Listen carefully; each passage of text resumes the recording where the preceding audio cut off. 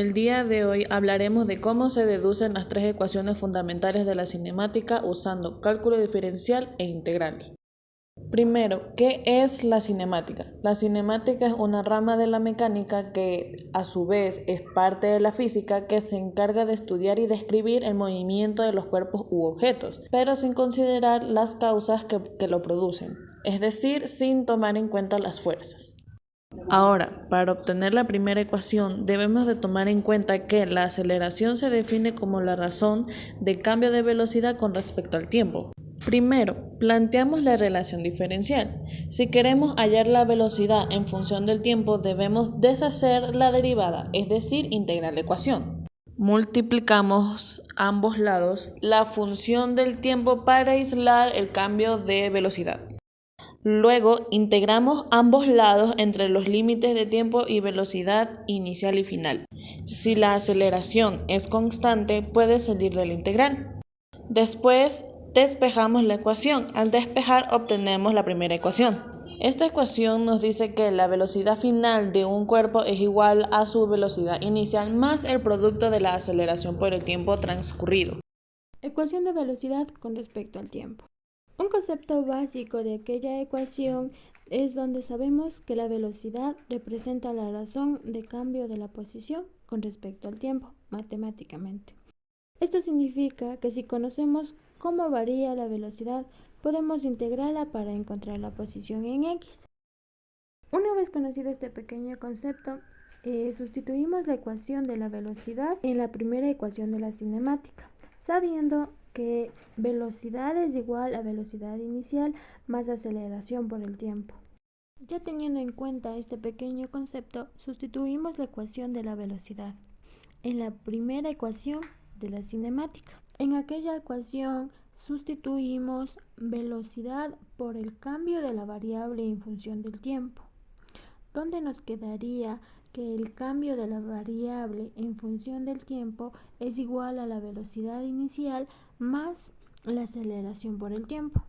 En aquella ecuación integramos ambos lados para obtener la posición, donde nos quedaría que la integral del cambio de la variable en función del tiempo es igual al cambio integral de la variable multiplicado por velocidad inicial más aceleración por el tiempo. Esto multiplicamos en función del tiempo. Con aquello ya conocido resolvemos esta integral, donde x es igual a velocidad inicial por el tiempo más 1/2 por aceleración por el tiempo al cuadrado más c, donde se nos dice que representa la posición inicial del cuerpo cuando t es igual a 0.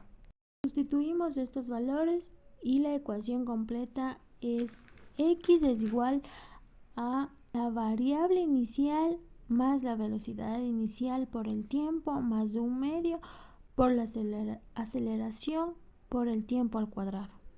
Como una conclusión muy corta de esta ecuación, nos muestra que la posición final de un objeto depende de su posición inicial, la distancia recorrida por su velocidad inicial y la distancia adicional causada por la aceleración.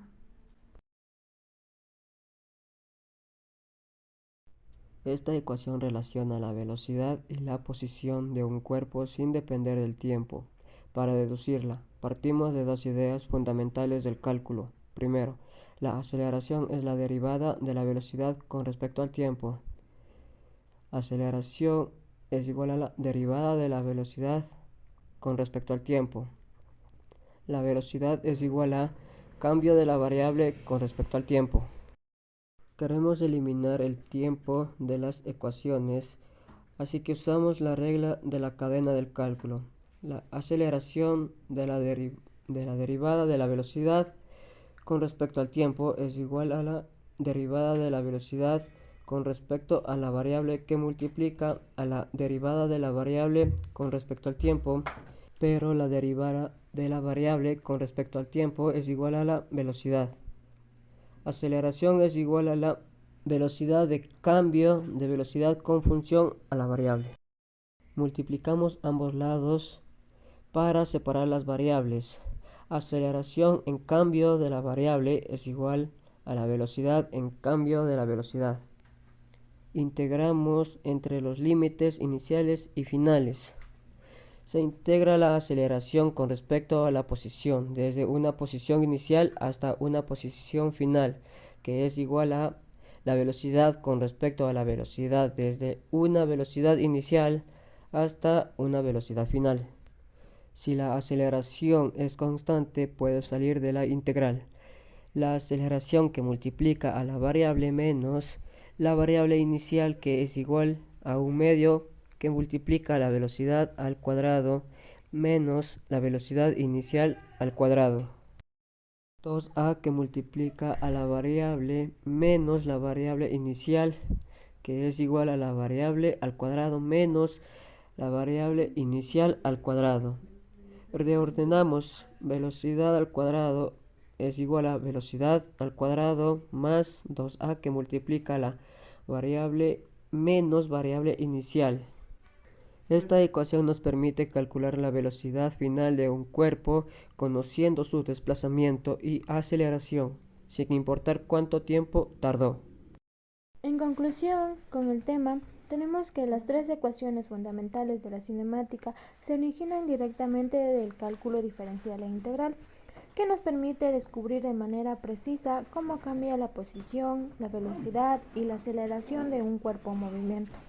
Partiendo de la definición de aceleración como la derivada de la velocidad y de la velocidad como la derivada de la posición. Se puede integrar paso a paso hasta obtener las relaciones que vinculan estas tres magnitudes físicas. Estas ecuaciones son la base de la cinemática clásica, que puede permitir predecir el movimiento de los cuerpos con aceleración constante y comprender fenómenos cotidianos como la caída libre, los lanzamientos o el frenado de un vehículo. En síntesis, el cálculo se convierte en una herramienta fundamental para traducir el cambio y el movimiento en lenguaje matemático y físico.